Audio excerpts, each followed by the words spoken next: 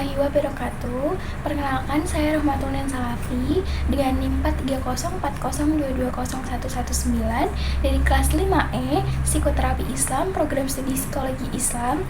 Di sini saya akan mereview buku dari Bapak Agus Hermawan, Konseling dan Psikoterapi Islam, untuk memenuhi tugas UTS saya. Nah, jadi buku ini berjudul Konseling dan Psikoterapi Islam, karya Bapak Agus Hermawan yang diterbitkan di tahun 2004 di Yayasan Hejah Kartini Kudus. Nah, buku ini terdiri dari 68 halaman yang berisi tentang konseling dan juga psikoterapi Islam. Nah, di sini saya akan mereview dari bab 1 sampai bab 5. Nah, bab 1 itu membahas mengenai pengertian, fungsi, tujuan, prinsip, metode, persamaan, dan perbedaan konseling dengan psikoterapi Islam. Jadi, konseling itu dapat diartikan sebagai pemberian nasihat, anjuran, dan juga pembicaraan dengan bertukar pikiran. Nah, tujuan dari konseling ini untuk remedial atau rehabilitatif, fungsi edukatif atau pengembangan, dan juga fungsi preventif atau pencegahan. Nah, prinsip dari psikoterapi Islam yaitu paradigma kepada wahyu dan keteladanan para nabi dan juga rasul, dan sistem konseling Islam ini dimulai dari pengarahan kepada kesadaran nurani baru melakukan proses terapinya. Nah, teori-teori dalam konseling Islam sendiri dibagi menjadi 3, yaitu al-hikmah, al-mau'idah al-hasanah, dan teori mujadalah yang baik. Nah, sedangkan psikoterapi Islam yaitu memiliki pengertian pengobatan penyakit dengan cara penerapan teknik khusus pada penyembuhan penyakit mental atau pada kesulitan-kesulitan penyesuaian diri, penyembuhan lewat keyakinan agama, dan diskusi personal. Nah, objek dari psikoterapi Islam sendiri ada 4, yaitu mental, spiritual, moral, dan juga fisik. Nah, psikoterapi Islam itu berfungsi untuk pencegahan, penyembuhan, dan juga perawatan serta pensucian. Nah, persamaan dari konseling dan juga psikoterapi Islam itu sama-sama membantu dan memberikan perubahan dan juga perbaikan pada klien agar dapat sehat dan juga normal kembali.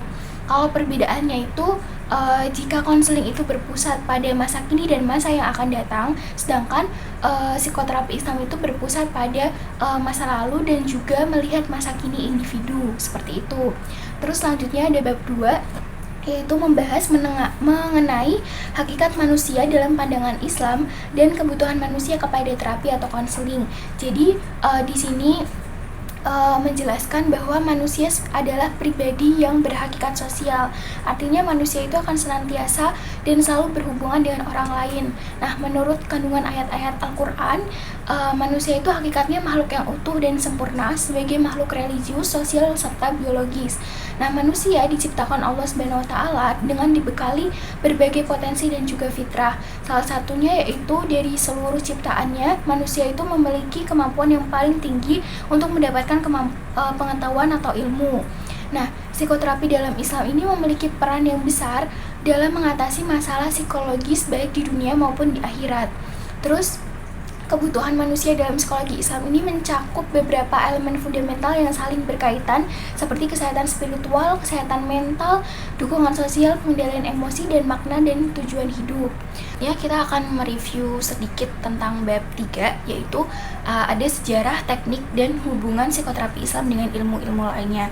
Jadi hubungan psikoterapi Islam dengan ilmu-ilmu kesehatan lainnya itu misalnya konseling dengan psikoterapi. Jadi konseling untuk melakukan terapi, seseorang terapis itu harus akan melakukan konseling terhadap kliennya untuk memahami dan mendalami gangguan yang dialami oleh klien.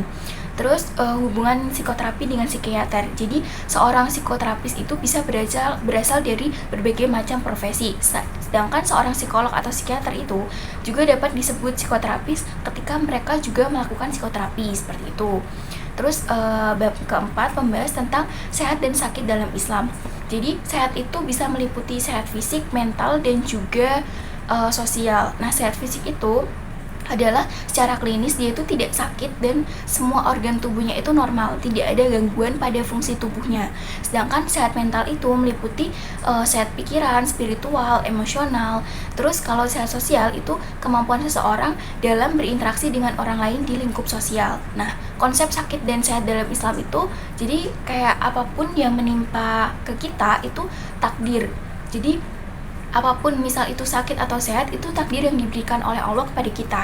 Tapi walaupun begitu kita juga tetap harus menjaga kesehatan dan juga mencegahnya supaya tidak sakit dan mencari pengobatan ketika kita sudah sakit seperti itu. Di sini juga membahas mengenai gangguan jiwa. Nah, di dalam psikoterapi Islam itu gangguan jiwa itu maksudnya setiap permasalahan kehidupan yang menimpa seseorang itu dapat mengakibatkan gangguan fungsi organ tubuh. Nah, gangguan kejiwaan ini bisa timbul dari berbagai macam faktor, baik berasal dari dirinya sendiri ataupun berasal dari luar dirinya. Nah, penanggulangannya itu yaitu dengan mengadu kepada Allah Subhanahu wa taala. Kita sebagai umat muslim itu percaya bahwa baik masalah yang dapat kita kendalikan atau tidak dapat kita kendalikan itu kita dapat mengadu kepada Allah Subhanahu wa taala dan percaya bahwa ini adalah cobaan karena Allah itu sayang kepada hambanya, seperti itu. Nah, dengan kita mengadu melalui ibadah kita akan percaya bahwa Allah itu akan selalu ada di samping kita, Allah itu akan selalu memberi pertolongan di saat yang tepat, seperti itu. Terus bab kelima atau bab terakhir yaitu manajemen dan prosedur pelayanan konseling dan terapi Islam. Jadi manajemen terapi adalah proses yang membantu pasien menerima diri mereka dengan bimbingan Al-Quran dan Sunnah Nabi Muhammad SAW. Prosedur terapi Islam ini dimulai dengan penjelasan terapis kepada pasien yang harus menyetujui rencana terapi. Jadi prosedur terapi Islam ini dimulai dengan penjelasan terapis kepada klien yang harus menyetujui rencana terapi. Nah, dalam tahapan psikoterapi ini hampir sama dengan tahapan ketika kita sedang melakukan atau sedang konsul kepada psikolog. Jadi di dalam psikoterapi ini juga memiliki beberapa aspek seperti wawancara awal, terus merancang tujuan terapi dan membangun raport kepada klien atau pasien. Terus akan melewati proses terapinya pasti. Terus tahapan tindakan dan juga tahapan akhir yaitu mengakhiri terapi. Terus modul terapi Islam ini untuk menangani masalah mental dan emosional melalui zikir, doa, puasa, terus ibadah haji bila mampu, terus sholat seperti itu. Itu adalah model-model terapi Islam. Terus dengan diterapkannya ini, individu akan mencapai ketenangan, meningkatkan spiritualitas dan lebih mendekatkan diri kepada Allah Subhanahu wa taala. Seperti yang udah saya bahas di bab sebelumnya, bahwa kalau kita mengadu kepada Allah, kita berusaha untuk mendekatkan diri kepada Allah, percaya bahwa Allah akan menolong kita di saat yang tepat, seperti itu. Nah, menurut saya buku konseling dan psikoterapi Islam ini cocok untuk dijadikan salah satu referensi dalam pembelajaran atau mempelajari mengenai psikoterapi Islam, karena di sini akan dijelaskan mengenai perbedaan konseling yang kita tahu dengan psikoterapi Islam, terus psikoterapi Islam itu apa, tahapannya itu kayak gimana, terus apa aja metodenya, itu akan dibahas di sini. Nah, ini bisa dijadikan salah satu referensi jika teman-teman ingin mempelajari mengenai psikoterapi Islam ataupun di perkuliahan psikologi yang ada psikoterapi Islam, ini bisa digunakan. Seperti itu aja review buku dari konseling dan psikoterapi Islam karya Bapak Agus Hermawan. Cukup sekian dari saya, kurang lebihnya mohon maaf. Wassalamualaikum warahmatullahi wabarakatuh. Dadah.